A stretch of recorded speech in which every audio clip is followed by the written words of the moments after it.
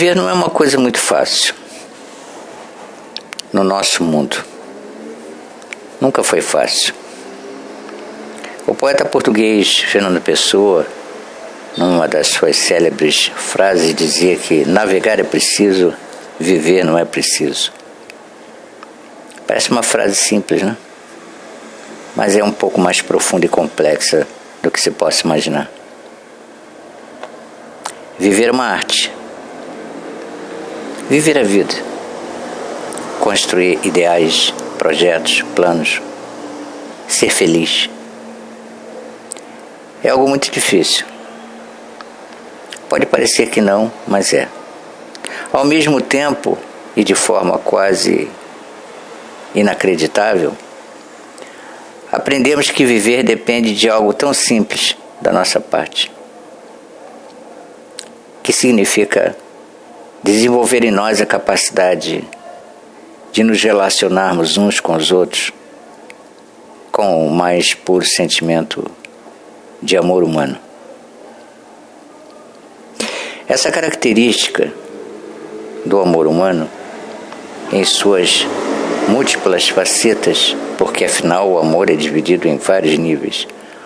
O amor de um homem por uma mulher, de um pai por um filho, por um amigo, por um colega, por uma ideia, ou até mesmo por um projeto, a gente pode devotar amor. Já nos demonstra que o amor é a coisa mais importante que nós temos na vida. E o amor tem um preço. O preço da dedicação, o preço da humildade, o preço da reflexão, o preço da ação. Amor exige de nós, pode não parecer, um grande esforço. O amor é um exercício diário que nós desenvolvemos no dia a dia. Todos os dias. Quando acordamos, até adormecermos e novamente acordarmos e repetidamente continuarmos pela vida fora, exercendo a prática do amor. Muitos personagens da história, tanto laica quanto religiosa, alguns homens e mulheres nos deram as lições sobre o amor. Há um em particular que eu admiro muito, que é Francisco de Assis, um dos santos da Igreja Católica. Mas não me refiro a ele como santo, me refiro a ele como pessoa humana. Ele tinha aquela célebre frase da sua oração: é perdoando que se é perdoado, não é? É um ato de amor. É importante que a gente comece a entender isso, o amor. E eu vou falar isso ao longo de todo o trabalho que aqui eu vou desenvolver com vocês, porque eu faço isso na minha própria vida. Sem hipocrisia. Aliás, eu diria que eu sou uma pessoa como vocês, com perfeições e imperfeições. Procuro errar o menos possível, usando muito o princípio da ética, que também eu vou comentar em um dos vídeos, a diferença entre ética e moral, enfim. E esses vídeos, e esse segundo vídeo, é para prepará-los ou tentar definir um pouco mais de exatidão aquilo que eu falei no vídeo de introdução a este canal. Jesus de Nazaré. Eu faço sempre questão de usar o termo Jesus de Nazaré, não Jesus filho de Maria, filho de José, Jesus Messias, Jesus o Cristo, porque o termo Jesus de Nazaré já começa por si mesmo a nos dar uma noção bastante precisa de que estamos falando de uma pessoa como nós, como eu, como você que está me ouvindo. Uma pessoa que viveu entre nós, nasceu de uma mulher, Maria, e aqui nós não vamos discutir a concepção imaculada de Jesus, ou seja, seu nascimento milagroso, acho que é dispensável, porque aí adentraríamos o campo de um debate religioso, ou, como alguns preferem, espiritual. Mas o fato concreto é que Jesus nasceu de uma mulher, como todos nós. Maria teve as dores do parto, provavelmente, e gerou um ser humano, chamado Jesus de Nazaré, o qual, de certa maneira, e há vários meios históricos, antropológicos, psicológicos, que apontam que este homem impactou o Ocidente e todo o mundo, por assim dizer. E foi construído em torno de Jesus uma aura de definições, explicações e doutrinas, da qual, inclusive, Jesus foi alocado, segundo o entendimento cristão, por excelência, que começa a surgir em vias de fato ali a partir do quarto século, depois da morte de Jesus, como um ser que deve ser adorado, como uma espécie de Deus. Tudo bem, não se discute isso. A minha preposição aqui é outra, porque quando eu conheci Jesus na minha vida, conforme eu disse no vídeo introdutório, eu tinha mais ou menos 13 anos, foi quando eu, pela primeira vez, li toda a Bíblia, de Bereshit até Apocalipse. Bereshit é Gênesis em hebraico, de Gênesis até Apocalipse. Levei mais ou menos 1 ano e 3 meses. Eu tinha 13 anos. Uma Bíblia que foi me apresentada e me foi presenteada por uma amiga da minha falecida mãe, já se foi há muitos anos. E essa Bíblia já tinha pertencido a uma pessoa que tinha falecido em 1945. Eu tenho ela até hoje. Para mim é uma relíquia, uma tradução muito antiga. Enfim. E desde aquele período, aos 13 anos até os dias de hoje, e olha que já se passaram alguns anos, eu fui compreendendo muitas coisas sobre a vida humana. E principalmente consegui absorver e entender de que Jesus de Nazaré era bem mais do que aquilo que as pessoas falavam sobre ele. Ou seja, a figura caracteristicamente histórica, pedagógica, religiosa e colocada numa espécie de pedestal de adoração, o que é válido, não se discute, afinal, isso faz parte da doutrina cristã. Mas que eu comecei a entender com o passar dos anos, e torno a frisar, muitos anos, estudando, lendo várias tradições, tendo contato com pessoas notáveis, dentre essas, vários líderes religiosos, rabinos, sheiks, pastores, teólogos, enfim, que me ensinaram várias vertentes ou várias visões diferenciadas sobre Jesus de Nazaré. E eu comecei a compreender que, a partir daquele período de 13 anos, embora eu possa remontar a tempos mais antigos, porque na verdade, se eu nasci de uma mulher, como Jesus também nasceu de uma mulher, e na verdade ele já estava comigo desde que eu nasci, como está com todos nós desde que nós nascemos, né? Eu estou contigo desde o ventre da sua mãe. Mas havia uma questão fundamental e importante que eu precisava entender, e passei a compreender isso com o passar dos anos, e torno a frisar, foram muitos anos, de que havia algo em Jesus de Nazaré que era mais importante até do que aquilo que todos falavam sobre eles ou escreviam sobre eles, e que, creio, passou desapercebido, que é esta relação íntima que nós temos com Jesus. E essa relação é demasiadamente humana. Aliás, eu afirmo, o Jesus de Nazaré que eu conheço e que eu pesquisei, que eu persegui, o qual a própria religião, os próprios pesquisadores, os próprios estudiosos e teóricos sobre o tema Jesus deixaram de lado.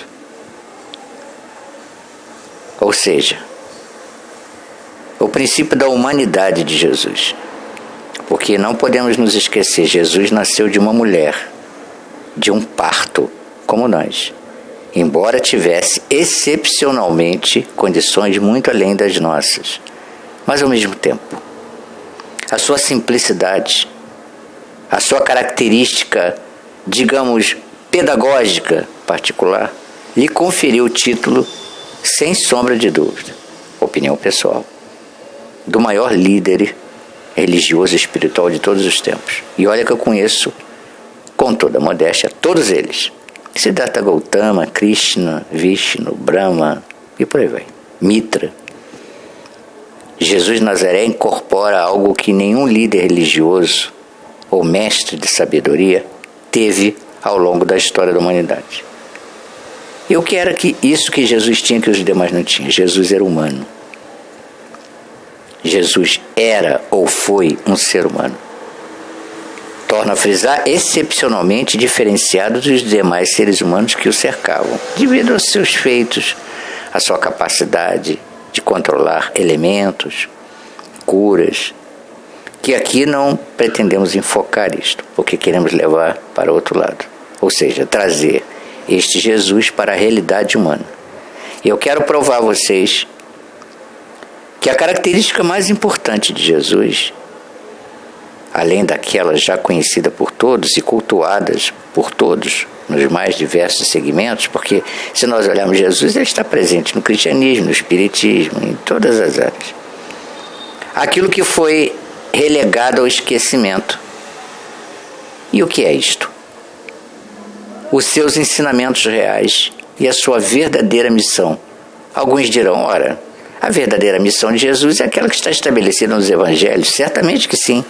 Mas mesmo ali nos evangelhos há algo a mais que as pessoas não compreenderam. Leem, estudam, debatem, pregam, mas não aprendem. Não aprendem. Que é a condição sine qua non, primeiro, de entendermos realmente quem é Jesus de Nazaré. Segundo, qual era a parte mais importante de sua missão. Que as pessoas olham, mas não veem. Ouvem, mas não entendem. E é isto que eu pretendo falar aqui. Que é o Jesus humano. Aquele Jesus que transitava entre todos, na sua forma humana, humilde, demasiadamente humano. Eu pretendo resgatar isso com vocês, e é isto que eu chamo de espiritualidade. Porque Jesus, e a ele coube algo, torna a frisar, que nenhum líder religioso conseguiu. Ele humanizou a espiritualidade. Jesus traz, simbolicamente, os céus para a terra. Entende? Jesus foi o único que conseguiu trazer o céu para a terra. Quando decidiu, através de sua missão, sua pregação e os seus exemplos, nos mostrar qual era o caminho. Por isso ele disse, eu sou a verdade, o caminho e a vida. As pessoas veem isto, leem isto, mas não entendem. Que Jesus dizia, basicamente em sua experiência de vida e nos seus ensinamentos, que antes de nós postularmos o reino dos céus, que tem vários nomes em diversas culturas, Nirvana, Valhalla e por aí vai, vamos chamar paraíso. Mas antes de conquistar o paraíso, ou a idealização de uma completude ou perfeição espiritual, era preciso primeiro que nos tornássemos seres humanos melhores. Esta é a maior lição de Jesus de Nazaré. Porque foi o único mestre espiritual, religioso e de sabedoria que se humanizou de vez de fato. E, no entanto, muitos religiosos, especialistas, teólogos, pregadores, esquecem de apresentar às pessoas.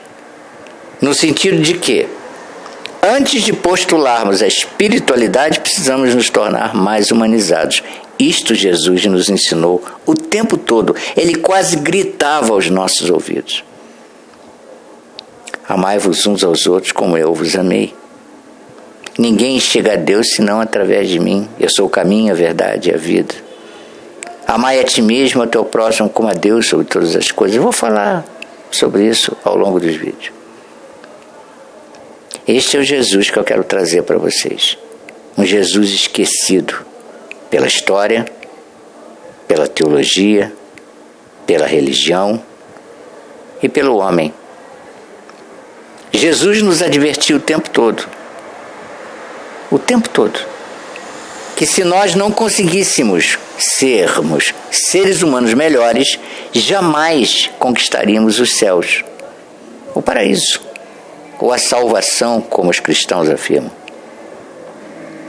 Não duvidem disso que eu estou falando. Antes de tentarmos alcançar os céus, é preciso que nos consertemos na vida humana. Porque Jesus veio para quê? Para nos amar. Nos amou, nos ensinando o quê?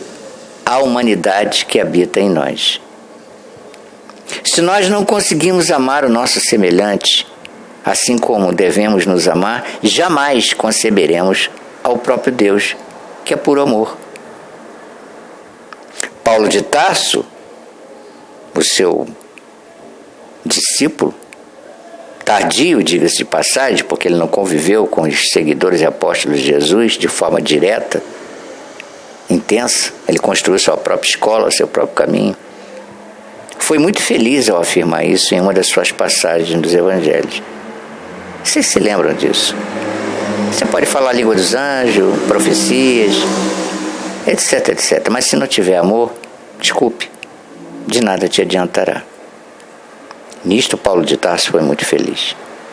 Paulo de Tarso se aproximou nesta forma de pensar muito próximo aos ideais de Jesus. Não é dizer que os milagres de Jesus, seus feitos miraculosos, suas profecias escatológicas sobre um futuro longínquo ou pontual não sejam importantes. São, mas estes não eram o mais importante papel de Jesus. A mais importante missão de Jesus é que ele veio resgatar aquilo que nós perdemos. E aí podemos aqui tecer comentários de fundo teológico, que está afixado em Bereshit, Gênesis, de que somos feitos à imagem e semelhança de Deus. Lógico que não é no corpo, é na alma, é na consciência. Mas Jesus veio nos trazer o seguinte: olha, primeiro aprenda a ser um ser humano.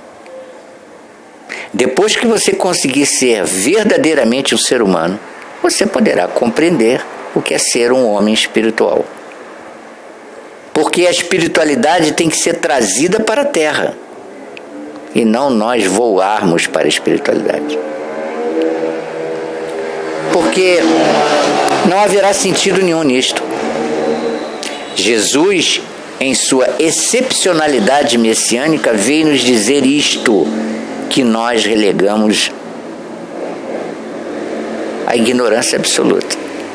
Jesus veio nos dizer: seja um ser humano melhor, primeiro, fraterno, cordato, harmonioso, solidário, caridoso, amantes da paz, bem-aventurados os pobres de espíritos, porque deles é feito o reino dos céus. Primeiro temos que ser seres humanos melhores. Lógico, temos muitos defeitos, mas podemos superá-los à medida que aprendermos com Jesus de Nazaré em suas mensagens esta mensagem. E este Jesus de Nazaré que eu quero passar para vocês. Muito humano, muito próximo de nós. Jesus, hoje, para os cristãos e outros, está lá, sentado à direita de Deus. Mas, e aquele Jesus que esteve entre nós? Qual era a sua missão? Salvar a alma do homem?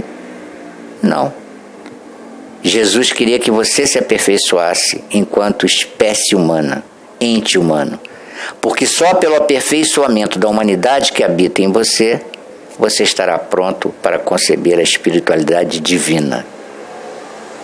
Não adianta você tentar entender o mundo divino, que é puro amor, se você não aprender o jardim de infância, que é a vida humana. É isso que eu pretendo apresentar aqui para todos vocês. Tá bom? Agora seguem os vídeos. Espero que seja útil, como eu disse no primeiro vídeo, estou repetindo aqui.